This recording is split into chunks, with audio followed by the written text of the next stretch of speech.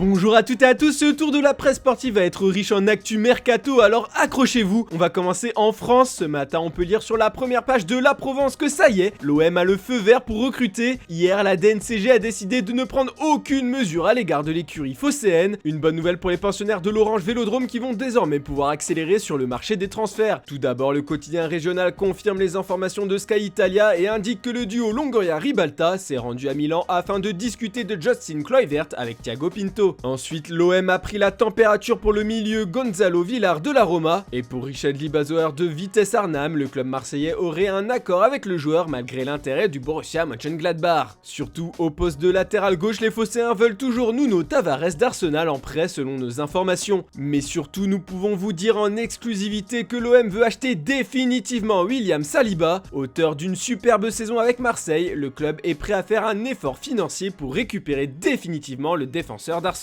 Il va falloir être habile pendant les négociations car c'est un dossier qui pourrait grimper jusqu'à 40 millions d'euros. En Espagne, le Real Madrid prépare encore l'avenir en allant piocher dans le riche vivier brésilien. Ce matin, on découvre le jeune attaquant de Botafogo, Mateus, sur la une de AS. Âgé de 18 ans, c'est l'un des talents les plus prometteurs du Brésil. Il est dans les petits papiers de Juni Calafate, l'homme qui a déjà fait signer Vinicius, Rodrigo et Valverde à Madrid. Au Brésil, il n'est pas encore un titulaire, mais il entre progressivement dans les plans de l'équipe noire et blanche. Mais il faut préciser qu'à 16 ans, 6 mois et 3 jours, Mateus est devenu le plus jeune joueur à faire ses débuts professionnels dans l'équipe de Rio. Le journal espagnol estime que le prix du jeune homme est de 7 millions d'euros, mais attention, lorsque Botafogo lui a donné son premier contrat professionnel en 2020, ils ont mis une clause libératoire de 50 millions d'euros. Pour l'instant, Madrid suit ses pas et son évolution avec attention et pourrait le recruter prochainement pour le faire s'acclimater à l'Espagne en jouant avec la Castilla sous les ordres de Raúl. Du côté de Barcelone, c'est Robert Lewandowski qu'on aimerait bien voir être dirigé par Xavi. D'après Sport, le Barça va lancer l'offensive finale pour recruter le Polonais. Les Blaugrana vont soumettre au Bayern Munich une offre de l'ordre de 40 millions d'euros pour l'attaquant la semaine prochaine. Malgré l'inflexibilité dont a fait preuve jusqu'à présent le club allemand, le Barça espère trouver un accord avec le Bayern avant la mi-juillet. Les culés ne veulent pas que Lewandowski débute la pré-saison avec Julian Nagelsmann. Puis quand un joueur part, il faut un remplaçant. Alors les Bavarois ont déjà officialisé l'arrivée de Sadio Mané il y a quelques jours, mais d'après AS, Munich ne compte pas s'arrêter là. Le champion d'Allemagne se lancerait à l'assaut de Cristiano Ronaldo. En effet, d'après les journalistes espagnols CR7 qui avaient pourtant déclaré vouloir rester à Manchester United, qui jouera l'Europa League la saison prochaine, aurait tout simplement changé d'avis et voudrait maintenant quitter le club. Dans l'entourage de Cristiano Ronaldo, l'intérêt du Bayern Munich est connu et il est vu d'un très bon œil. Ce projet pourrait être jugé très intéressant, il n'a jamais joué en Allemagne pour l'instant, le challenge pourrait lui plaire avec une équipe compétitive. Car du côté de Manchester United, on pédale dans la semoule sur le mercato, pourtant les Red Devils ne sont pas inactifs sur le marché des transferts, mais ils ne concluent aucun accord final. Ce matin, le Daily Star nous apprend que le manager Erik ten Hag galère pour recruter Tyrell Malacia du Feyenoord Rotterdam. La faute à qui? À l'Olympique Lyonnais. Le 29 avril, nous vous avions révélé en exclusivité sur notre site que les Lyonnais étaient très intéressés par le joueur. Le club néerlandais s'attendait à une guerre d'enchères entre United et Newcastle pour la star néerlandaise. À la fin, c'est en France que le latéral gauche de 22 ans pourrait faire ses valises. Les propositions des Rodaniens sont pour l'instant trop éloignées de ce que le Feyenoord attend, à savoir un chèque compris entre 15 et 20 millions d'euros. De Télégraphe ajoute que Feyenoord veut prendre son temps et jouer la montre, le club attend sûrement une grosse offre anglaise pour l'international orange. On part en Italie maintenant. Ce vendredi, le Corriere dello Sport ouvre son édition du jour avec Mathis de Ligt qui souhaiterait quitter la Juventus Turin pour la première ligue. Il reste 2 ans de contrat au défenseur de 22 ans et d'après le média italien, la Juve et le clan du joueur ne se sont pas entendus pour une prolongation. Du coup, la Juve accepterait maintenant de le laisser filer si une offre conséquente arrive sur la table. Bien évidemment, les clubs anglais sont sur le coup. Manchester United, Manchester City et Chelsea seraient sur le dossier. Le néerlandais a une clause de départ fixée à 120 millions d'euros, mais 80 millions pourraient satisfaire les dirigeants bianconeri. Du côté des arrivées à Turin, ça coince pour Di Maria, du coup le club a rapidement trouvé une alternative. La Juve veut Nicolo Zaniolo à tout prix d'après Tuttosport. Le milieu de la Roma plaît énormément à Allegri. Enfin, quand on parle de la Juve en ce moment, on est obligé de parler de Paul Pogba. La Gazzetta dello Sport annonce qu'il y a un accord total entre Turin et la pioche. Allegri, Pogba est de retour, titre le journal au papier rose. Il aurait signé un contrat de 4 ans et devrait toucher 8 millions d'euros par saison, plus 2 millions à chaque fin d'année. La Gazzetta s'amuse même à deviner son nouveau numéro de maillot. Il devrait reprendre le numéro 6 qu'il portait autrefois et devrait refuser de porter le 10. Enfin, on va terminer ce tour d'Europe avec Gabriel Jesus. L'attaquant de Manchester City est courtisé par Arsenal et Tottenham depuis plusieurs semaines. Le Brésilien n'est pas contre un départ car avec les arrivées de Haaland et Alvarez, sa place de titulaire semble compromise. Il veut s'assurer d'avoir du temps de jeu pour convaincre le sélectionneur brésilien de le prendre pour jouer la prochaine Coupe du Monde. D'après le Daily Mirror, Jesus a tranché entre ces deux courtisans, c'est Arsenal qui va pouvoir réaliser le hold-up de l'été comme le titre le tabloïd. Il faut dire que Tottenham s'est retiré de la course. Selon le Daily Star et le Daily Express, les Gunners sont sur le point de recruter Gabriel Jesus pour près de 60 millions d'euros. Une somme que l'on peut juger conséquente, mais que les journaux anglais jugent raisonnable quand on pense que Mikel Arteta a absolument besoin d'un excellent buteur depuis le départ d'Aubameyang et Alexandre Lacazette. Voilà, c'est tout pour ce vendredi. Comme d'habitude, on se retrouve demain matin pour une nouvelle revue de presse et ne manquez pas le JT Foot Mercato en fin d'après-midi. Bonne journée à toutes et à tous.